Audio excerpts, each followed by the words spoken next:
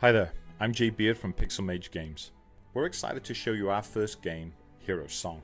Hero's Song is an action RPG set in a fantasy world that you create. You can play the game in single player, or make your server public and up to 200 people can play with you in multiplayer. The game begins by you choosing the gods and goddesses that you want to bind to your new world. Each god has their own personality and things that they bring to the game, so by selecting different gods, you're going to change the world that you're creating in many different ways. If you choose Ney, the goddess of the oceans, you're going to have a world that has more oceans, lakes and rivers. If you choose Saleya, the goddess of the forest, you get more forests in your world. The gods each bring with them the things that impact the formation of the world itself. The gods also bring with them the different races in the world of Hero's Song. By choosing Saleya, you're also putting elves in the world. By choosing Krell, the god of the mountains, you'll be seeing dwarven civilizations in your world. By changing the different prominence levels of the gods that you've chosen, you'll heavily influence the world that you're creating in many unique ways. No two worlds are identical, and by selecting the different gods, you'll end up with your own, very unique world. You also need to choose a god of the underworld. Hero's Song is a really unique game. If you die, you go to the underworld, and based on the god of the underworld that you've chosen, getting out of there will be a difficult task that's completely different based on the god that you've chosen. Some gods will want you to offer a blood sacrifice on their altars, and some will give you dangerous monsters to fight, and still others will require a payment. But if you die in the underworld, your character is dead. Hero's Song is a hard game, and having your character permanently die is an integral part of Hero's Song. After you create your world, we generate the history of that world, beginning with the gods. We have an incredibly detailed simulation of history that creates bloodlines for the different races, and we pass down different traits from generation to generation within those bloodlines, so that the entire population of the world is created. The races each get their own homes, cities and towns, and depending on how close they are to other civilizations in the world, we simulate wars and other world-changing events, including the creation of legendary magical items that are then placed throughout the world as a result of these events. You might have a legendary wizard who creates a mighty magic item, but is killed deep in a dungeon that he was exploring. Everything has a purpose. These items are placed there as a result of an actual event that happened in your world. The history of the world is chronicled in books that you can find throughout the world, and many of the NPCs actually know a lot about the history and will give you the clues of where to find the cool items that you want to go searching for. Now here's a look at some extended gameplay.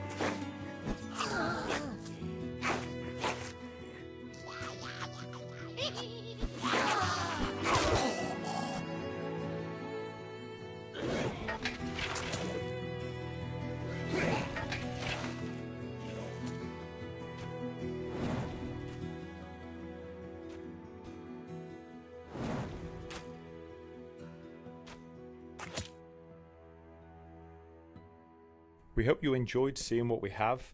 Please look out for more. Thank you.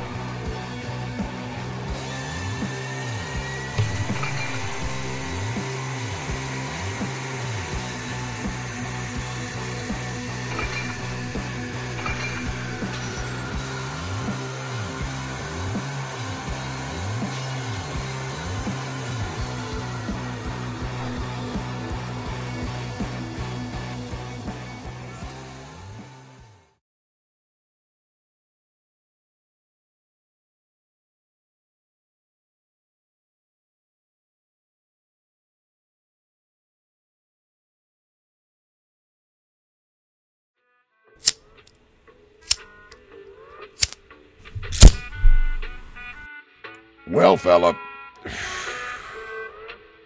do you know the story when a scientist, a diplomat, a spy, and a bunch of other extraordinary individuals walk into a bar? I mean, steampunk tower-like fortress. Let me tell you, it might be the strangest one you've heard yet.